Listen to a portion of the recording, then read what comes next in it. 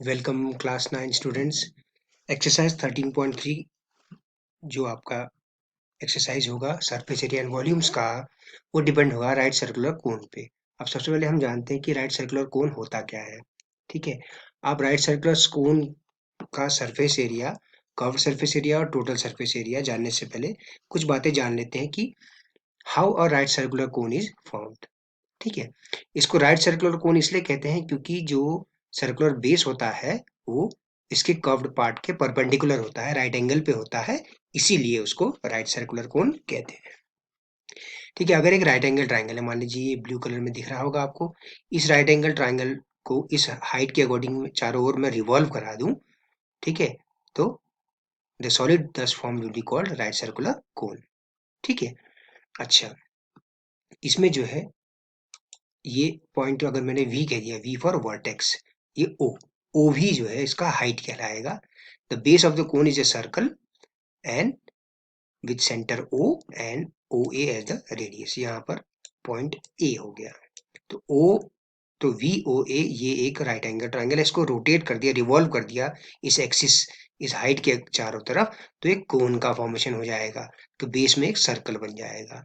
ठीक है, तो लेंथ वी ए जो ये जो लेंथ है ये हम कहते हैं तिर्यक ऊंचाई या स्लैंट हाइट। ठीक है, तो क्लियरली आप इस देखिए ट्राइंगल वी ओ ए में क्या फॉर्मेशन हो रहा है, एक राइट एंगल ट्राइंगल फॉर्म हो रहा है ना। किस तरह से, अगर मैं इसको यहाँ ड्रॉ कर देता इस तरह से, ठीक है, तो वी ओ ए, तो वी ओ और ए ये आपका राइट एंगल ट्राइंगल हो गया।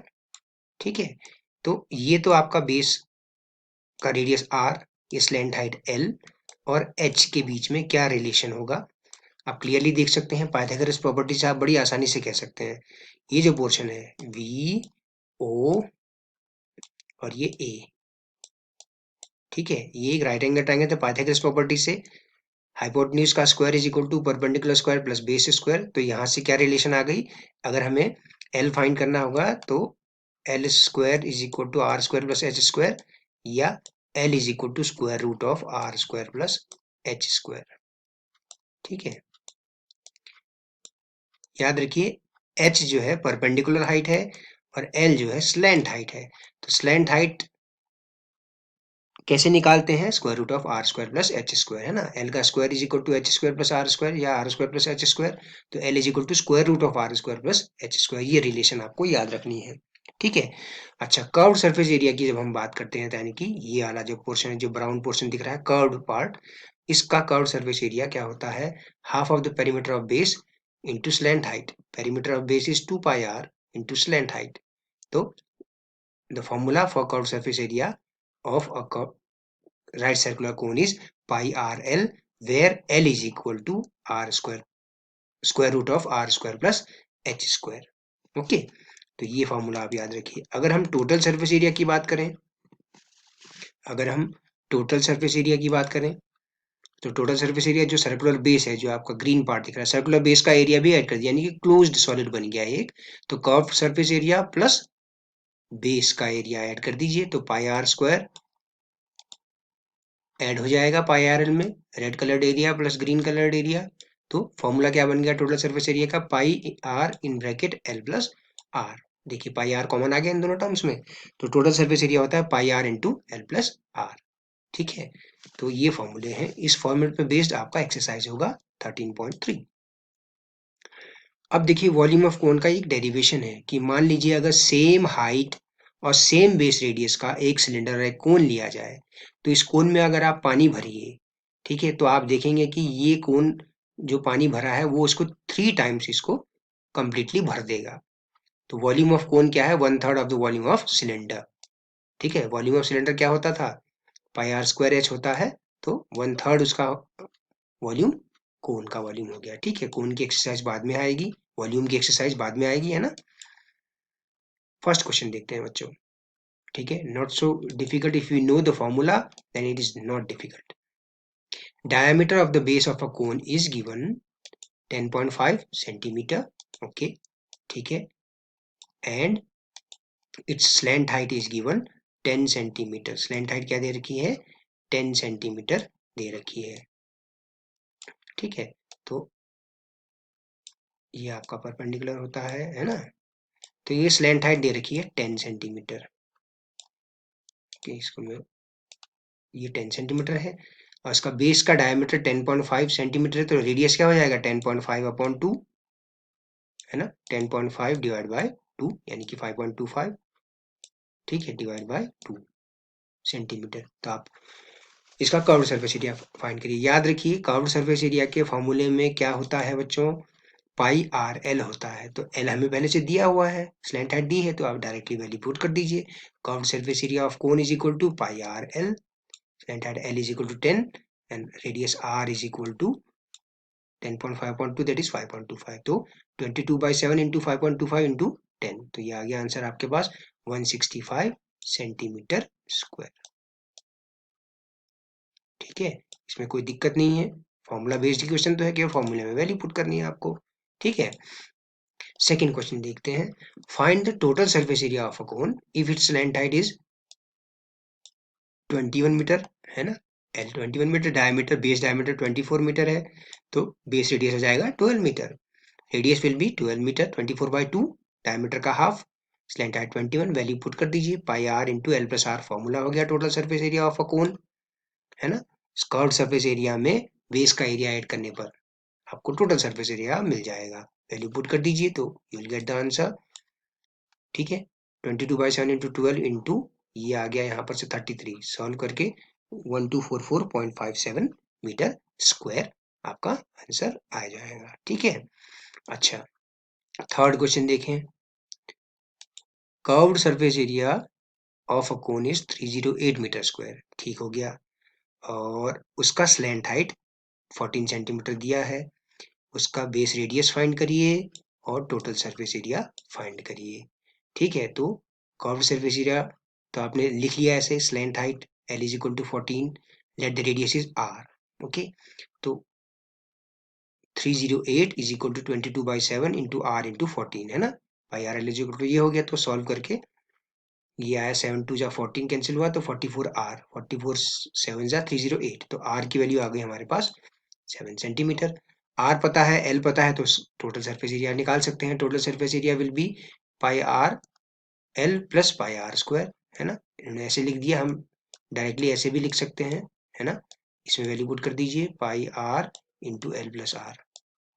ठीक है, कैसे भी कहिए, है ना, क्योंकि यहाँ पे कर्व्ड सरफेस एरिया दिया हुआ था वैल्यू, इसीलिए ऐसा कर लिया। Okay, curved surface area of cone plus area of base, तो 22/7 इंटू 7 का स्क्वायर। ओके, तो 462 सेंटीमीटर स्क्वायर आपका आंसर आ जाएगा। ठीक है, याद रखिए कर्व्ड सरफेस एरिया फाइंड करने के लिए हमें आर और एल की आवश्यकता होती है, स्लैंट हाइट एल और आर की। अब नेक्स्ट क्वेश्चन देखें। ठीक है, अब नेक्स्ट क्वेश्चन अगर हम देखें,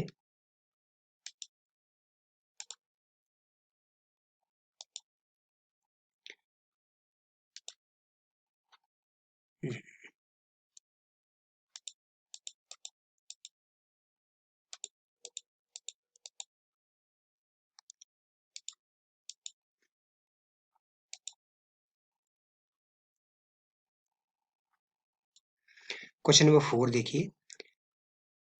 A conical tent is 10 meter high and the base radius is 24 meter. Okay.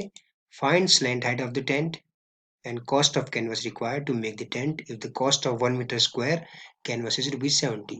ठीक है, तो जो रिलेशन है आपके पास, क्योंकि देखिए हाइट दे रखा है आपको, ठीक है, हाइट दिया हुआ है 10 मीटर, ठीक है, बेस रेडियस आर दिया है आपको 24 मीटर, तो स्लैंट हाइट अगर एल है तो रिलेशन क्या होता है? L square is equal to H square plus R square. इस रिलेशन से आप आसानी से, इस रिलेशन में वैल्यू पुट करके आप आसानी से जो है क्या निकाल सकते हैं?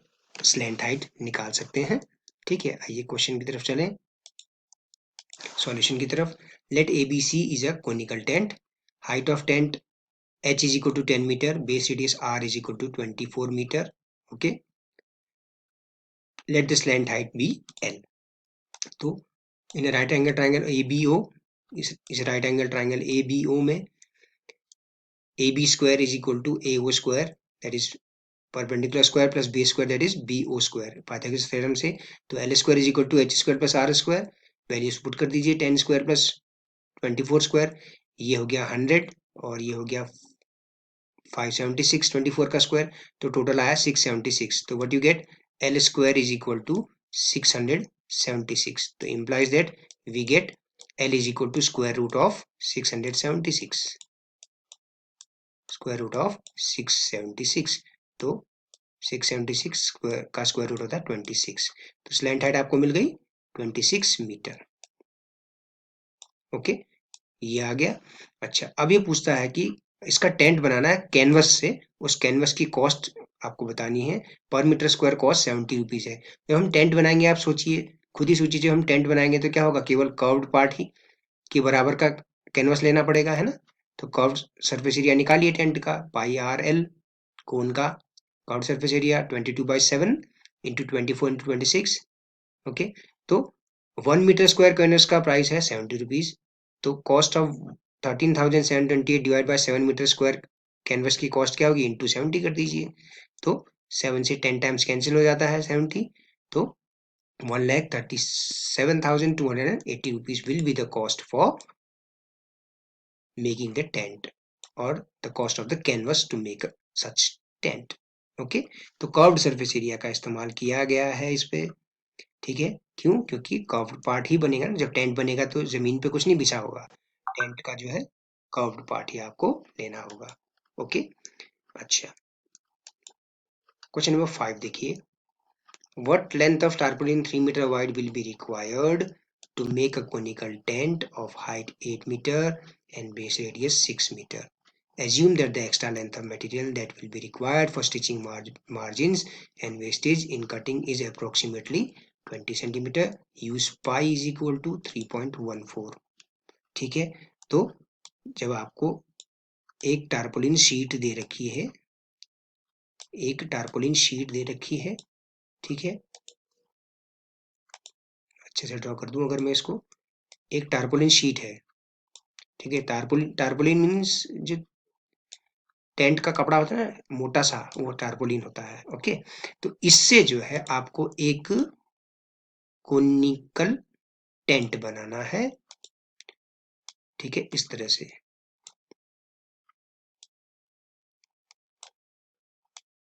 कोन को हम ऑन पेपर इस तरह से दिखाते हैं।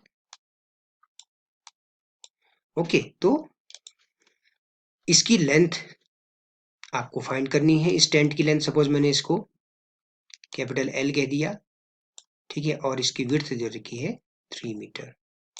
तो काट छांट के जो है इसको कोन का फॉर्म बनाना है। तो क्लियरली एक चीज समझ में आई होगी आपके, कि जो इसका एरिया है, जो इसका एरिया है टारपोलिन शीट का, वही इसका कर्व्ड सरफेस एरिया होगा, वही इसका कर्व्ड सरफेस एरिया होगा, ये चीज याद रखिए, ठीक है। अब टेंट की हाइट दे रखी है 8 metre,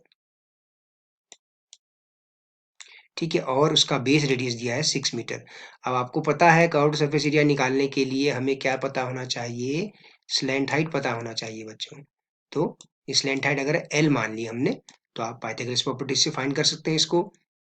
slant height L square is equal to R square plus H square, तो L square is equal to 100, तो L इज इक्वल टू 10 आ गया, L का स्क्वायर 100, तो L is equal to 10 metre आपके पास आ गया।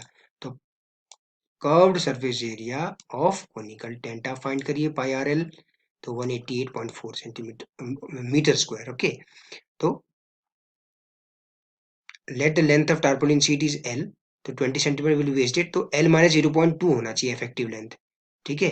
तो area of sheet is equal to curved surface area of tent, okay, L minus 0.2 into 3, तो सॉल्व किया तो 63 मीटर आपका आंसर आ जाएगा, ठीक है।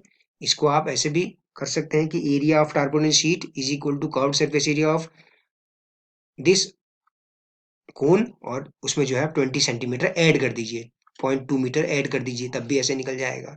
या हम ऐसे भी कर सकते हैं, इफेक्टिव लेंथ क्या होगी, L माइनस 0.2 मीटर, इस तरह से भी कर सकते हैं, ठीक है बच्चों। आज के लिए इतना ही, बाकी का हम नेक्स्ट क्लास में देखेंगे। धन्यवाद और शुभ दिन।